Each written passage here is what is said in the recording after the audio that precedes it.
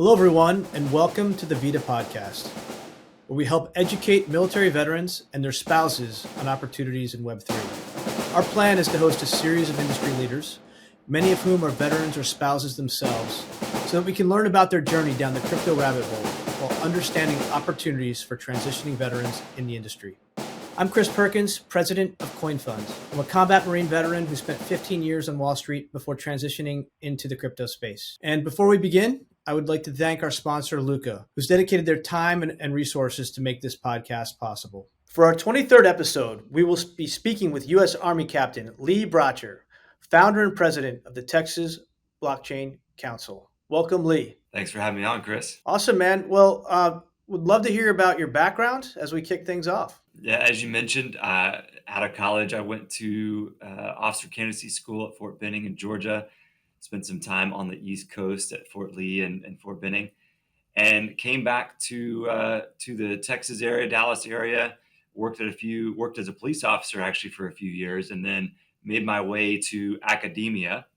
I was a political science professor, and while I was in that post, I was doing some academic research at the Army War College on property rights, and discovered the Bitcoin white paper and digital property rights, and also how blockchains can be applied to securing physical property rights as well, and thereby increasing human flourishing in the developing world, similar to what Hernando de Soto describes in his book Mystery of Capital. I don't know if you've ever read his stuff, but I'm a big fan of De Soto. So that's how I made it into the blockchain world, and founded the Texas Blockchain Council in 2019.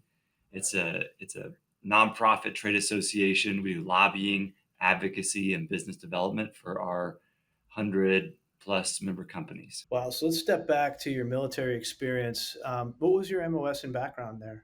I skipped around a little bit, logistics at first, but I spent the majority of my years in the reserves as a civil affairs officer, and several years as an ROTC instructor. Got it. And did you deploy anywhere? They kept me here in the U.S., so I did not, which is one of those things I look back on, like as a dad now, like, hey, I wish I had done it pre-kid. Now that I have three Totally. kids, I'm probably not interested anymore. Totally. Is there anything that was particularly formative during your military experience? Yeah, I think that experience as a civil affairs officer, just working with folks who are looking at this asymmetric fight from a different perspective, was quite formative. Those folks had a lot of experience overseas, working with State Department, with host nation governments, and these conflicts are multidimensional, and things in business are also multidimensional. So a lot of stakeholder management, things that people don't think of when they think of the military, maybe, but it's just as important there as it is in business. Got it. And you're still in, right? You're with the Army Futures Command? That's right. Yeah, I'm a reservist in work supporting Army Futures Command as an Army Innovation Officer with the 75th Innovation Command. Could you unpack that a little bit? What's that job all about? Yeah, well, before I do, I should probably caveat that these are my views and certainly not the views of the Army. But as an innovation officer, we're working to support an Army customer to drive 21st century innovation in our institution. So we support Army Software Factory. There's other entities throughout, other teams that support other customers within the Army, like Army Applications Lab, Army Research Lab, and several others, where we're really looking at how do we bring not only commercial off-the-shelf technology, but also a hybrid of the latest emerging tech with commercial off-the-shelf to bring it to the warfighter in such a way that it makes them more effective both on and off the battlefield. Are you allowed to say, are you doing anything in the blockchain space in that capacity? Probably can't say, but I will say that most things in the blockchain space are a little bit sort of nascent, I guess, from a DoD perspective. I wouldn't expect some of the enterprise applications of blockchain to be that formative for DoD, because they're such a large organization. They don't really work in consortia. They're so large that they don't necessarily need blockchains. Now, public blockchains like Bitcoin and others, I think have a significant national security implications, both from mining, from Bitcoin mining, and also related to the dollar as a world reserve currency. Now, that is certainly far above my pay grade as an officer in the military, but I could speak to that as a civilian, the president of the Texas Blockchain Council for sure. So it sounds like you got into crypto via the academic route, That's right. which is interesting. Not too many people who come on talk about that. They aped into something and then the light bulb went on. You talked a little bit about your theory, your thesis, but would love to hear a little bit more about it. Like, what's your overarching view of blockchain technology? Yeah, I alluded to this earlier, Chris. I was studying property rights. Hernando de Soto, Peruvian economist, was a big influence on my research. And I really went down the rabbit hole through the whole double entry accounting next iteration piece, right? Luca Pacioli develops double entry accounting, helps us with commerce, you know, over time and space in the Renaissance era, in the Europe. So that is really what sparked my interest. Is this is really the 21st century's version of that advancement, and not only are we going to protect property rights in the form of money, but this is also this ledger, and whether it's Bitcoin or other kinds of blockchains and other types of crypto and digital assets, it's going to be how we transfer value for the next several centuries, and that was quite eye opening for me, and wanted to dedicate my life to it. You're speaking to the choir. Like, I have the same exact thesis. This is one of the things that got me in was that I even take it a step back to Mesopotamia, where ledger started, right? And that part of the world just exploded in innovation, um, you know, millennia ago, many millennia ago, I guess. So I couldn't agree more with that thesis. And like, and I oftentimes say that I don't think we think big enough because this is such a fun. It's such a foundation of our not only our economy, our civilization, right? Like, who owns what? The ledger itself. So, why did you start and found the Texas Blockchain Council? What inspired you to do that? Yeah, we were seeing so much of a disconnect between the industry and traditional institutions, academics, political, elected officials, regulators, and the industry back then in 2019, and really from its founding up until rather recently, was quite rough around the edges when it came to um, dealing with traditional elites. And so the TBC was founded as a liaison between the industry and elected officials, both regulators, politicians, traditional elites who really couldn't see past the crypto bro meme and couldn't see what was really happening. Got it. And what's your typical day like? I spend a little bit of time with elected officials and regulators. I spend some time with our member companies, and then I also spend time um, working on generating new opportunities for the council, whether that's new members, new sponsors for our annual summit, or new influence, political connections through influence gathering. Understood. When you think about the hot button issues that you're prioritizing right now, what would they be? We're pretty intent on responding to some of the federal queries for guidance around the U.S. Senate Finance Committee. We just one of our board members just published some guidance. He's an accountant from Weaver, which is a strong firm here in the Texas area, about how mining, staking should be taxed, wash trading. So some of these nuanced tax questions we're very interested in. Of course, we're certainly interested in what's happening with the SEC. That's a bigger fish that we don't attempt to fry, but we can do things here on the state level that pertain to. So we just passed House Bill 1666, a proof of reserves bill, and we are working with the Texas Department of Banking to ensure that gets implemented in a way that's conducive for the industry, but also gets at why the bill was passed in the first place, which is transparency. And those proof of reserves attestations won't be a panacea to prevent future FTXs, but they will be a tool, the regulators' tool belt to start the conversation. So even in the stablecoin bill that just made its way out of out of the committees within the House, there seems to be this. back and forth around federal oversight versus state oversight. Do you have a view on how that's going to play out? I think in regards to stable coins, there's a really strong argument that there's some a state role to be had there just because of the way banks are chartered in our country. Each bank receives its initial charter from the state and then goes on to have a dual charter typically and dual regulator. They're regulated both by the OCC, FDIC, and the Fed, as well as the Department of Banking in that state. Uh, for the most part, I mean, there's some large banks where that's not really the case. They're almost exclusively regulated by the federal government. But the stablecoin piece, there will be a need for the states to play a role, right? Stablecoins are considered money, whereas Bitcoin and other digital assets are either commodities or securities. So, for the purpose of business law and for the purpose of uh, the Texas Department of Banking, stablecoins are considered money and are regulated as such. And so, while the market structure bill deals primarily with that trade off between the CFTC and the SEC, stablecoin bill, I think there will be quite a bit of state oversight there. Really interesting.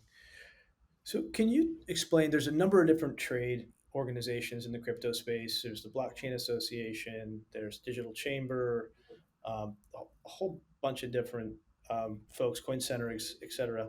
How does Texas Blockchain Council fit into that array of trade associations? Yeah, we're the largest state level trade association, same designation, 501c6, which means we can lobby and get involved in politics, just like the BA and the Digital Chamber.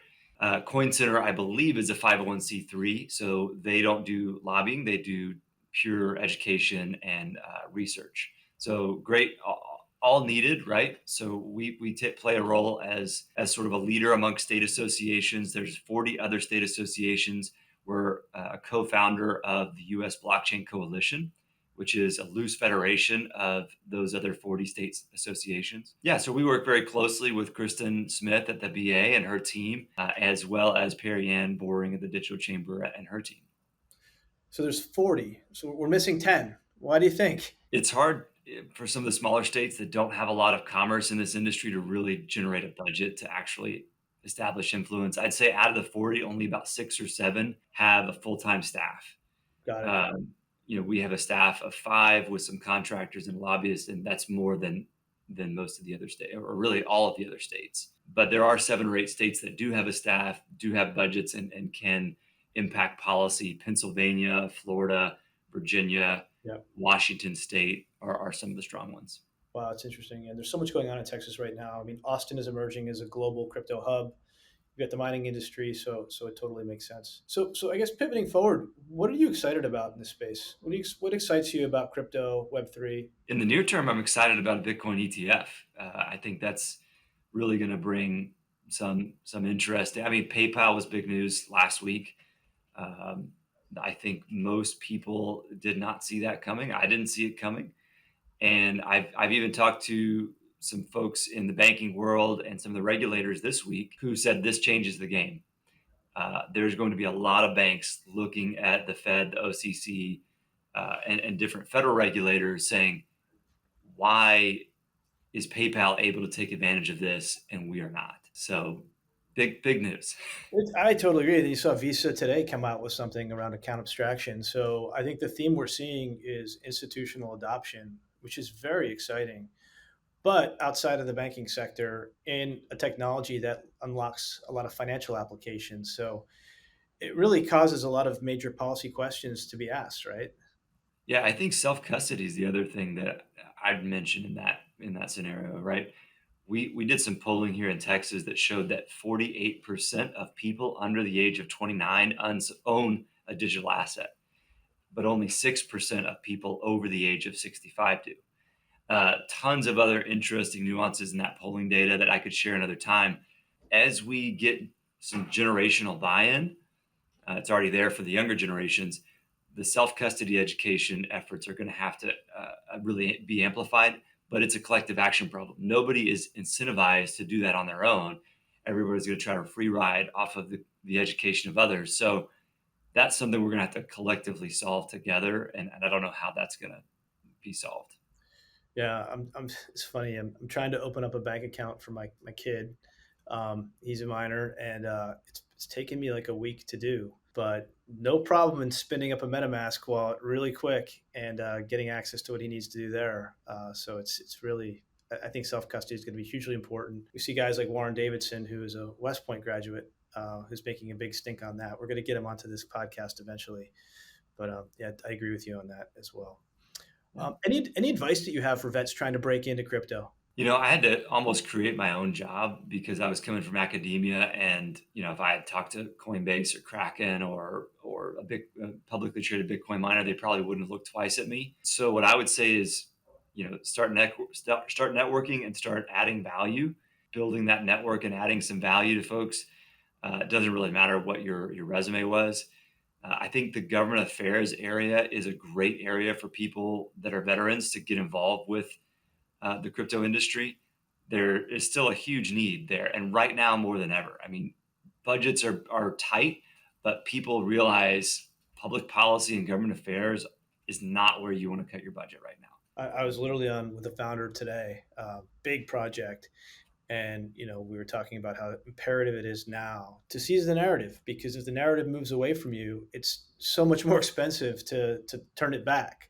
So nip it in the bud, like get in front of the policy, and really it's not about, like, lobbying is not about doing anything nefarious. It's about educating mostly, wouldn't you say? And Oh yeah, explaining to people like why things are important, and I think we both agree this is super important. that's exactly right. Yeah, lobbying does have a sort of a negative connotation. That's why I try to say government affairs, but truly that is lobbying. And I'm a registered lobbyist down in Austin. We employ a registered lobbyist. Uh, but it is education. 9 times out of 10, what I'm doing is I'm going to a committee hearing or to a lunch, and they've got lots of questions, and we're just working through things. Do you find one of the biggest challenges is as you're doing that advocacy and that education, it seems as though we have, and I think you alluded to this earlier, less of a party issue. Like, we're finding bipartisan support, that the issue seems to be generational. Is that the same in Texas as well? 100%. We've got support from younger Democrats, younger Republicans, and really our biggest challenge is actually rural Republicans who are, I'll say, over the age of 65. Yeah. That's really where we run up against the biggest opposition. Yeah. Well, I think the good news here is that time is on our side, and nature will take its course. Um, are you doing any hiring, or are there? You talked about government affairs as being an exciting area to hire. I couldn't agree more. Are you hiring at the Texas Blockchain Council? We just made 2 hires in the last 60 days, or I guess maybe 90 days. So we aren't at the moment, but we have this big summit coming up in November. I wouldn't be surprised if we plus up before that. Awesome. And then, how can people connect with you, Lee? So we're at texasblockchaincouncil.org. I'm at Lee_Bratcher on Twitter. And really, if they want to connect, they can come join us at the summit, North American Blockchain Summit, November 15th through 16th. That'd be awesome. And any last thoughts?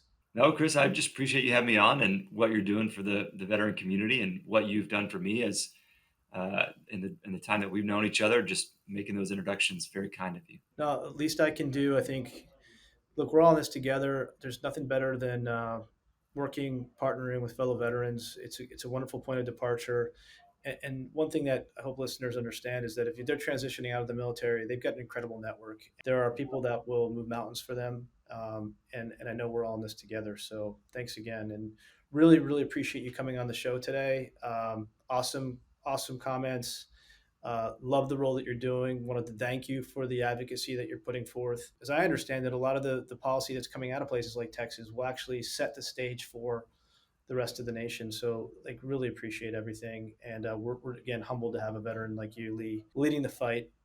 Also wanted to thank our sponsor, Luca. Couldn't do this without you. And if there's anyone else that you think, as you guys are listening, that we should bring on to the VIDA podcast, please send me recommendations and we'll get them on. And as always, you can reach out to me on Twitter at PerkinsCR97. Thanks again, Lee. Thanks, Chris.